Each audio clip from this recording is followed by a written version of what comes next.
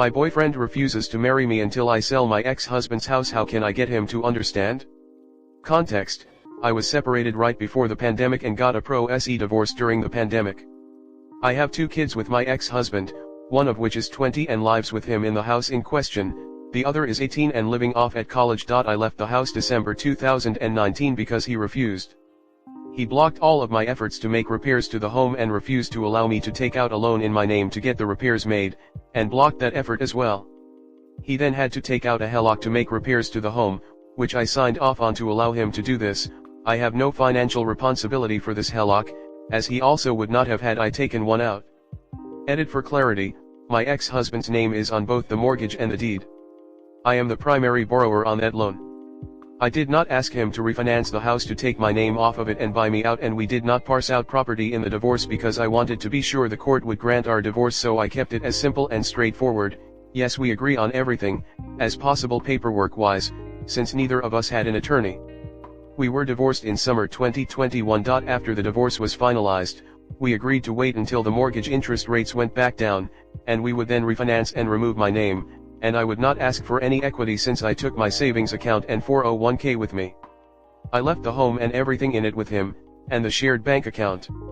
I really wanted out. Since then, I have entered into a new relationship, bought a house with my boyfriend. I am the only one responsible for the mortgage, but he is on the deed, and had a planned baby with him because he really wanted to be a dad. We have been together almost 3 years. He is a stay-at-home dad, and I have a full-time job which barely covers our costs. Mortgage rates have gone up a lot, and my ex-husband was fired, so he is having trouble making the payments on time. I am still the primary borrower on that loan, and it is causing serious issues in my current relationship since I cannot get my name off that loan as soon as I had planned.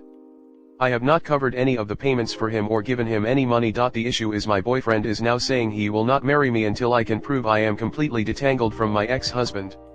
He wants me to force a house sale and get half the equity in the former marital home. He is very insistent on this, and has used phrases such as "I will not legally bind myself to you until you can prove A, B, C." He has never asked me to marry him, but has brought up marriage to me along and along, always in the context of why we can't. He wants to make the rings but can't right now because he doesn't have a bench or the tools or the materials. He wants the baby to be older so he can remember it. And now this issue is apparently so pressing I am unmarriable unless I force sell my ex-husband's house out from under him. I am heartbroken, and although I did want us to get married, I now because of this treatment don't want to. How would you feel if you were in his situation? Is his demand reasonable? I feel I am doing everything I can to make him happy, but it's not enough for him. Am I being reasonable? Am I being manipulated?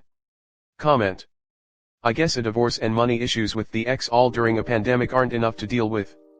So why not add new relationship, baby, and a new mortgage which she's solely responsible for? And she's just now having doubts. And he's a stay-at-home dad. If she married him she'd have to pay the alimony too. Do not marry this guy. Let him sulk and let him know you're happy with the way things are with no marriage involved. Watch his reaction. You need to extricate yourself from this situation. This is a ploy to get her to do what he wants with a house that doesn't concern him. Yeah, I have to wonder if this guy is an equal to up in any sense of the word. Since she is the breadwinner, is he taking primary responsibility for the domestic stuff? He sounds like a guy who doesn't want to work or contribute financially to the household but needs to control the household finances and assets anyway. Hard pass on that. She put a man who is not in any way responsible for the mortgage on the deed to this house. He's now a legal owner and has no responsibility to actually pay anything. He could actually force her to sell and give him half of any equity if this relationship devolves. She's really foolish for doing this again. Why would he bother to do that? He has it made. He has a woman who has agreed to support him financially and he gets to stay home being dad. What more could you ask for? He was smart enough to secure a backup plan in case this relationship doesn't work out.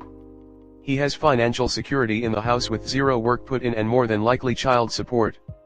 He is being a lazy deadbeat leech, and she is apparently addicted to complete loser mooches who bring nothing but misery and bills to the table.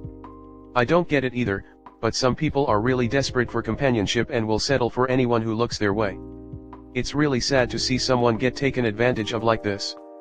I wish that her friends or her mother would shake some sense into her. Yeah, no way this is real. I refused to believe it. Up had 2 kids with ex-husband, left the house that said ex-husband refused to vacate with an active mortgage on it in both their names, proceeds to have another kid with gold-digging Sob just because he wants one for some reason, and then bought a house that she's making all contributions towards and didn't think twice about putting Sob on the deed. So, in the divorce, it was decided that the ex-husband can just live in the house. She didn't ask him to pay her off, and he could keep the house to himself, all the while she's still liable for the mortgage. She then just forgets about this whole thing and finds a boyfriend with no job and never mentioned anything about marriage, only how marriage won't be feasible with her, and then thought, he wants a kid so I'll give him a kid. Oh, I know. Let me give him 50% of this house that I'm going to buy as well. I can almost predict the next chapter of the story. Up and Sob are going to break up, and Sob will refuse to vacate the home.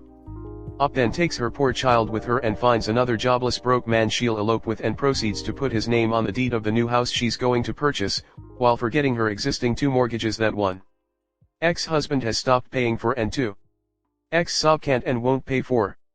Are you seeing a therapist that specializes in relationships, divorce, and matters related to what you are dealing with? Each therapist is different, and a good therapist will recognize if you are not in the right fit. I was referred to an LMFT because my stress manifested itself in my relationships. My friend sees a therapist that specializes in working with severe mental health and neurodivergence, schizoaffective, autism, bipolar disorder. Not that relationships aren't important in both, but sometimes you need someone that is more tailored to what you have going on.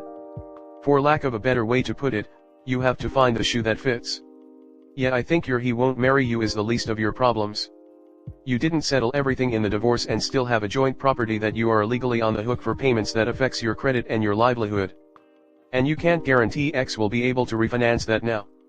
And you have a second house that your BF put absolutely no money towards and you're struggling to pay all the bills toward and your ex is struggling to pay for the other house. And you gave BF a son because he wanted to be a father and gave him rights to the new home you are the only one struggling to pay financially. I think you have other issues to work on than being concerned about marrying him unfortunately. Sounds like you are being screwed by former and current relationship. Next story 2. I walked in on my wife with another man. Cheating. How do you move past it? I came home from work earlier than expected one morning, I work night shift, to find another man in our bedroom. She was fully clothed and the guy was shirtless. She stated nothing had happened and this was the first time she had ever had someone over the house while I was gone and that he was a friend, but come on, let's be realistic here. I had no idea who this man was, nor has my wife ever mentioned any guy friends.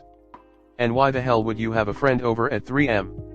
I wanted to speak to this guy one-on-one but she was making it clear that wasn't going to happen. I've already caught her in lies in this story and I'm pretty positive I won't get the truth. I barely got an explanation on this situation. All I really got was that she was sorry and she made a mistake. We haven't spoken much on the subject in weeks. Rather something did or didn't happen or was going to happen, regardless my trust is broken. My wife has never given me an indication that she was cheating in the entire almost decade we've been together. I fully trusted this woman. She always leaves her phone in the open, never hides it, never really even on it. She's even many times given me her phone to use or look stuff up on. She never went out much, if she did it would be midday with girlfriends. Overall I never saw anything for red flags. This was either something recent or she's been damn good at hiding it. So at this point obviously everything is up in the air. Divorce is a highly likely option. But for some stupid reason unknown to me, I find myself considering working this out. With her stating she's considering it as well. But I don't even know how. Is that something you can even get past? Because I honestly feel like in this moment I won't be able to trust her again. What about future relationships? If we were to separate, I feel like my future relationships would be affected. I'd really like to hear from those who've stayed with their so after cheating and how you worked through those issues. But any advice is greatly appreciated. Edit, let me be clear. This is not fake, I feel most of these people understood what I was getting at. The first part of this post was not in regards to whether she cheated or not. I'm not stupid, I know what I saw. I know she's lying to my face and I know she's not accepting accountability. The point was to highlight her manipulative and shady tactics on the situation. As far as to being spineless, I'm not going to jail, losing my job and my kids in court over this. Could I have confronted the guy regardless of her making it clear she didn't want that happening? Absolutely. But it'd have likely turned violent between me and him. Is it worth my kids waking up, seeing that, being traumatized and having it brought up in court against me? No. So I feel keeping a level head through this is my safest route until I can get everything sorted with a lawyer. The question here was people that worked through infidelity. Not rather there was infidelity. Realistically, I know damn well what the right path is and the fact that there's no coming back from this. But I'm still human and there's going to be a small part of me that's gonna question my stance on this.